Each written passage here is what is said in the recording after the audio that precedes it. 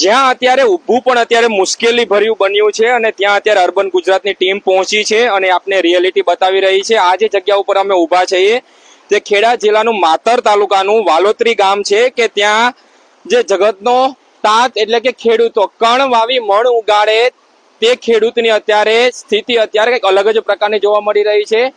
આખા ગામના જેટલા પણ ખેતરો આવેલા છે તે તમામ ખેતરો અત્યારે પાણીની અંદર ફેરવાઈ ગયા છે. અહીંના આપણે ખેડૂત મિત્રો સાથે પણ વાત કરવાનો આપણે પ્રયત્ન કરીશું. શું નામ છે તમારું? મારું નામ વિશાલકુમાર પ્રવીણભાઈ ભરવાડ છે. હું આ વાલોત્રી ગામનો વતની છું અને અહીંયા અમે ડાંગરનો પાકનું વાવેતર કર્યું છે અને આપ ચારે તરફ જોઈ શકો છો કે પાણી ભરપૂર માત્રામાં ભરાઈ ગયું છે. પાછળ મંદિર પણ જોઈ શકો છો, મંદિર પણ ડૂબાઈ ગયા છે. કેટલા લાખનું નુકસાન થયું છે? અંદાજે અમારે જે પાકની વાવણી કરી એના પછી એમાં નિંદામણ અને ખાતરનો ઉપયોગ કર્યા પછી અંદાજે મારા 30 વીઘા જમીનમાં લગભગ 4 થી 4.5 લાખનો ખર્ચો થયો છે. તો 4 થી 4.5 લાખનો રૂપિયા ખર્ચો થયો છે. તે તમામ ઉપર અત્યારે પાણી ફરી વળ્યું છે, રાઈટ છે? તો સરકાર દ્વારા આપની શું માંગણી છે? સરકારને અમારું એ જ કહેવું કે તમે આવીને નિરીક્ષણ કરો. અત્યાર સુધી 7 થી 8 દિવસ થયા છતાં પણ કોઈ સરકારનો કોઈ પણ નજીકના ગામડામાંથી કે કોઈ નિરીક્ષણ કરવા આવ્યું નથી અને કોઈ દેખરેખ કરવા પણ આવ્યું નથી. સરકારને અમે એ જ કહી શકીએ કે આ ખેડૂત સામે જોવો અને ખેડૂત કઈ દિશામાં છે અને ખેડૂતની જે દશા છે એ તમે જુઓ. એમ આપણી જોડે બીજા ખેડૂત મિત્ર જોડાઈ ગયા છે. તમે શું ખેતી વાવી હતી ને આપને અત્યારે પાકની અત્યારે હાલ કેવી છે?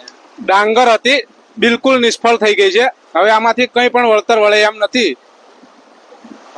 આપ જોઈ શકો છો કે અહીંથી કોઈ વ્યક્તિને જો પસાર થવું હોય તો ટ્રેક્ટરના સહારે તેઓને અત્યારે હાલ પસાર થવાનો જે વખત છે આવ્યો છે. કારણ કે આ જે જગ્યા ઉપર એટલી જે પાણીની જે સ્થિતિ અત્યારે જોવા મળી રહી છે જેને લઈને અત્યારે અહીંયા ઊભું પણ અત્યારે મુશ્કેલી બની ગયું છે. કારણ કે પાણીનો જે પ્રવાહ છે અત્યારે સતત વધી રહ્યો છે અને અહીંના સ્થાનિકોનું અત્યારે એવું કહેવું છે કે અત્યારે તો આ પાણી અત્યારે ઓછા થયા છે, પરંતુ 2 દિવસ પહેલા અત્યારે કઈડસામાં અત્યારે પાણી હાલ જોવા મળી રહ્યા હતા. આપણે બીજા ખેડૂત ભાઈ છે એમની સાથે વાત કરીશું. તમારે શેનો પાક હતો?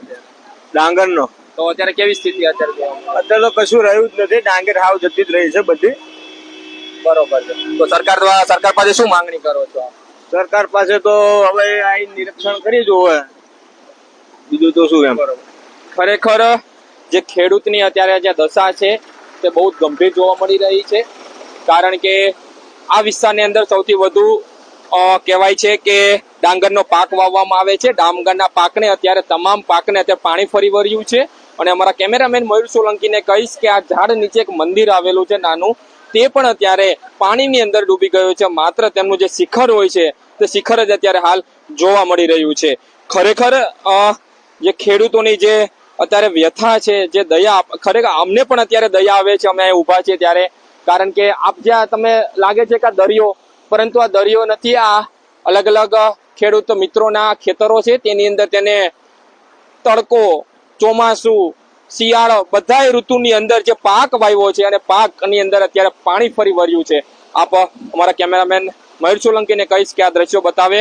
હાલની અંદર અમે જે જગ્યા ઉપર ઊભા છીએ ત્યાં પણ અત્યારે ઊભું પણ મુશ્કેલ બની ગયું છે. કારણ કે પાણીનો જે પ્રવાહ છે તે સતત વધી રહ્યો છે અને અમે તમને રિયાલિટી અત્યારે બતાવી રહ્યા છીએ. બસ આવી જ માહિતી સાથે અમારી સાથે જોડાયેલા રહેજો. હજી પણ આજુબાજુના જે ગામોની અંદર પાણી ભરાયા છે અથવા તો પાણીની જે સ્થિતિ અત્યારે જોવા મળી રહી છે, ખેડૂતોને જે સ્થિતિ છે તેમની સાથે અમે વાતચીત કરીશું અને તમારા સુધી અમે પહોંચાડીશું. કેમેરામેન મયુર સોલંકી સાથે હું છું સાહિલ કુંભાણી, અર્બન ગુજરાત.